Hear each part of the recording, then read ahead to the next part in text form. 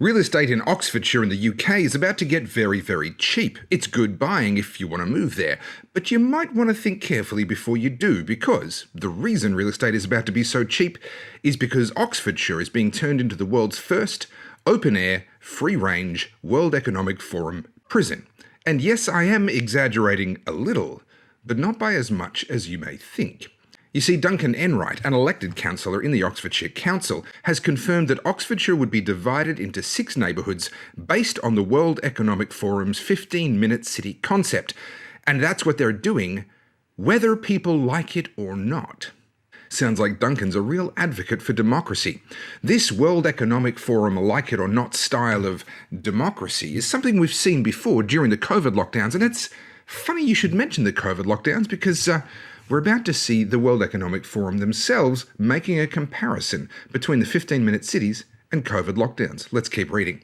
The way it works in practice is that 6 locations have been determined for these digital gates that are going to separate the city using number plate recognition technology, whereby they'll reference your number plate back to a database and make sure that you're complying. And if you're not complying, well, they haven't really specified what they'll do to you just yet, but I'm sure that's just a formality. I'm sure they'll disclose all of the relevant information in due course. You can apply for permission to leave your area, but even then you're only going to be allowed to do it 100 times per year, which they try to say, hey, that equals twice per week, which sounds great, until you consider whether your boss is going to be happy with you showing up to work only twice per week.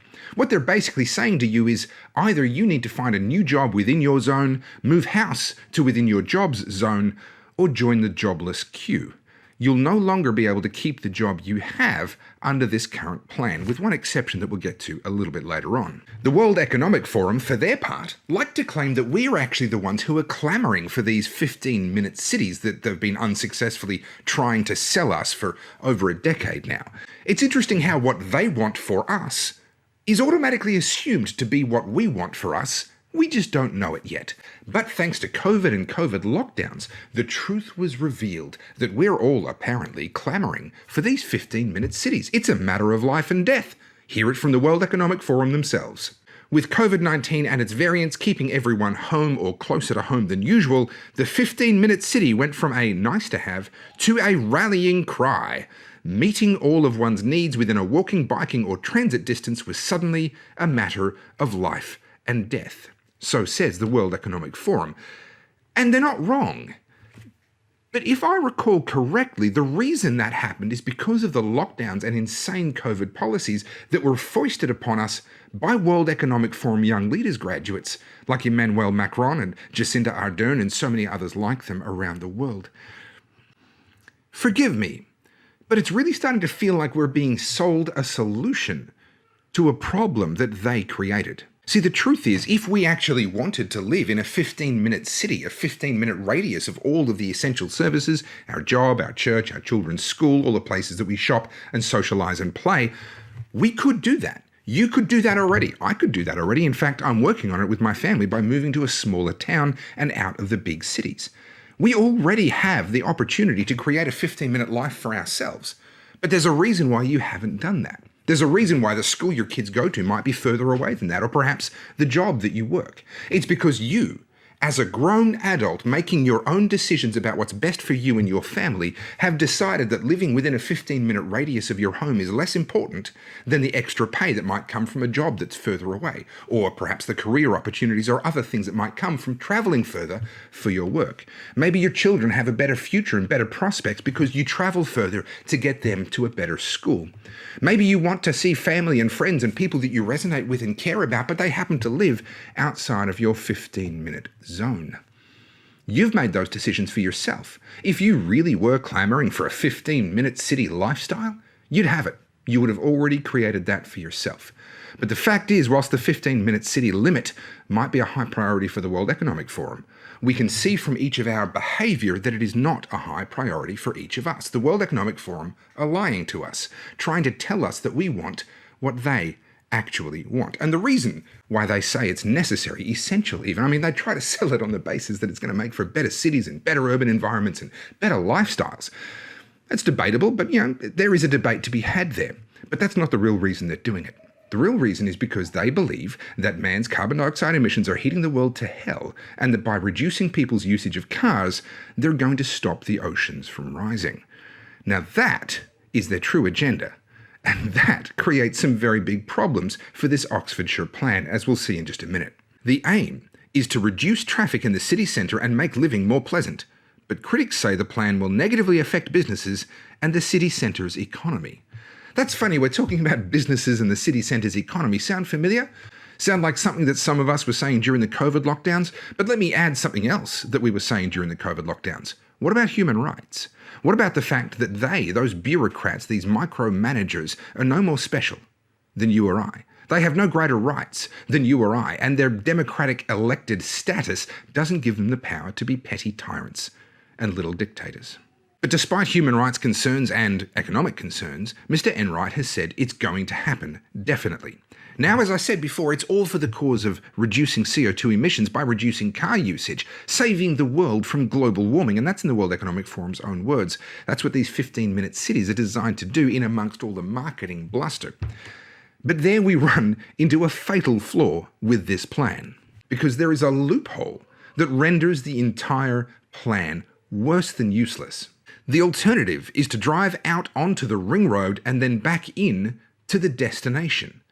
In other words, you can get to your destination outside of your zone by driving the long way via the ring road, out, around the ring road and back in again, instead of the short direct route that might take you through one of these number plate recognition checkpoints. Do you see the problem here? Instead of making a short, but yes, okay, maybe heavy traffic urban trip directly to my destination and back, I now have to get in the car, drive out to the ring road, around the ring road, back in from the ring road, a much greater distance at a much higher average speed, which anyone with a basic understanding of physics will know must lead to greater consumption of energy in order to make that trip. They're literally providing people with an incentive to go the long way and burn more fuel. Well done, World Economic Forum. Well done. These people should be being mocked into derision. They should be hiding their faces in public as we point and laugh and mock them until they take a job flipping burgers at McDonald's, because clearly that's all they have the mental capacity for. No offence intended to burger flippers at McDonald's. I'm sure you're actually on average quite a lot smarter than these Muppets. No offence to Muppets either. The real maddening thing is that these people believe that they are the adults in the room and that they are qualified to guide the rest of us and, when necessary, coerce or even force the rest of us to comply with their harebrained schemes. These people will never stop writing more laws, more rules, more regulations. You know why? Because they will never reach a point where they go, you know what? I think our work here is done. The world has been perfected according to our vision of exactly how it ought to be. That day will never come. They're never going to sit there and limit their own power and say, you know what, we've gone far enough. That day won't come. The limits of government power are dictated by the limits of our obedience and tolerance of them exercising power over us. And I would suggest to you that this Oxfordshire harebrained scheme that won't even achieve the purpose for which it's been apparently designed is all the proof that you should need, that you need to start thinking about what the limit of your obedience is going to be. At what point here in Australia or wherever in the world you live, at what point are you going to say, you know what, enough is enough. I'm not doing this anymore. I'm not playing this game anymore. For me, it was COVID. I went from being a law-abiding goody two-shoes to someone who lives by the motto that good people break bad laws.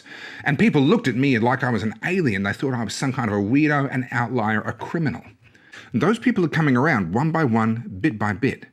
But I want to challenge you to be thinking, regardless of whether you agree with me when it came to the COVID lockdowns and the COVID rules or not, where is your limit? What is the limit of your obedience? At what point are you going to turn around to these micromanaging, busybody assholes and say, no, you don't have the right, the authority, the power to control my life in that way and to that degree? That's the question that each and every one of us needs to be asking ourselves as we watch this coming trial in Oxfordshire in the UK. People are going to have to learn to stand up for themselves. But as I learned during COVID, it only really works when there's enough of us. So I'm counting on you, just as you're counting on me. In the meantime, I would suggest if you live in Oxfordshire, you should probably think about selling up while you can still get a decent price for your house. Because I suspect that once Oxfordshire becomes Oxfordshire Prison, you're probably not going to get top dollar.